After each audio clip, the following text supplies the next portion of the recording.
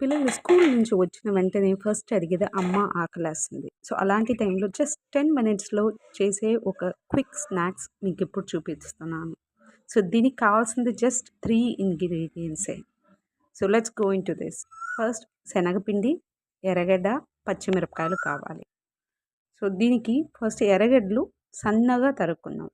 So, అది నాకైతే చిన్న చిన్నదిగా కట్ చేసుకుంటే ఇష్టం. మీకు నిలువుగా సన్నగా తరుగునా బావుంటది బజ్జీలకేసుకునేలాగా. నేనిప్పుడు ఇది బోండాలు చేస్తున్నాను. సో, మీ దగ్గర ఏమైనా కూరగాయలున్నా యాడ్ చేసుకోవచ్చు. క్యారెట్ లేదా క్యాబేజ్ అలాంటివి. అలాగే పచ్చిమిరపకాయలు కూడా సన్నగా తరుక్కోండి. నేను ఒకే ఒక పచ్చిమిర్చి తీసా. ఎందుకంటే నా పిల్లలు కారం ఎక్కువ తినరు.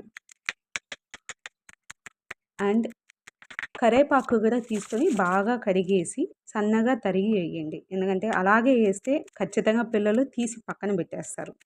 సో, సన్నగా వేశారంటే చిన్న చిన్న ముక్కలుగా వాళ్ళు తెలియకుండానే తినేస్తారు. సో, ఇప్పుడు ఈ 3 తరిగిన తర్వాత బాగా కలిపేసి ఒక బౌల్‌లో తీసి పక్కన పెట్టేయండి. ఇప్పుడు ఒక మెజర్‌మెంట్‌కి ఒక బౌల్ తీసుకోండి. ఆ బౌల్ నిండుగా శనగపిండి తీసుకొనేసి కావాల్సిన కారం, పసుపు, హాఫ్ టేబుల్ స్పూన్ పసుపు అండ్ తగినంత ఉప్పు, సాల్ట్ ఏసుకుంటున్నాను. ఆ తర్వాత ఒక టేబుల్ స్పూన్ జీలకర్ర.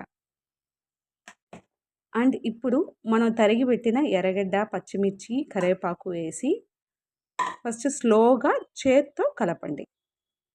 బాగా అన్నీ కలపాలి. ఎందుకంటే ఎర్రగడ్డలో ఉన్న నీళ్ళతోనే సగం మెత్తగా బాగా కలిసిపోతది. ఇలా బాగా కలిపిన తర్వాత ఒక హాఫ్ కప్ నీళ్ళు తీసుకోండి. ఫస్ట్ నీళ్ళు పొయ్యొద్దు. చల్లండి. బాగా చల్లిన తర్వాత కొంచెం నీళ్ళు పోసి కలపాలి. ఇప్పుడు బాగా కలిపిన తర్వాత ఈ కన్సిస్టెన్సీకొస్తది. ఇప్పుడు చూపిస్తాను. ఒక్క నిమిషం ఉండండి. యెస్. ఈ కన్సిస్టెన్సీ వచ్చిన తర్వాత ఇప్పుడు ఒక 2 టేబుల్ స్పూన్ల నూనె హీట్ చేసుకొనేసి ఆ నూనె దీంట్లో యాడ్ చేయండి. దీనివల్ల శనగపిండిలో ఉన్న పచ్చి వాసన ఉండదు. ప్లస్ నూనె లాగదు. సో, అప్పుడు మనకు బజ్జీలు తినేటప్పుడు నూనెగా ఉండదు. చూడండి ఈ కన్సిస్టెన్సీ. అండ్ ఇప్పుడు నూనె వేడైందా లేదా అని చెక్ చేసుకొనేసి మనం బోండాలు వేసుకుందాం. చిన్న చిన్నవిగానే వేసుకోవచ్చు.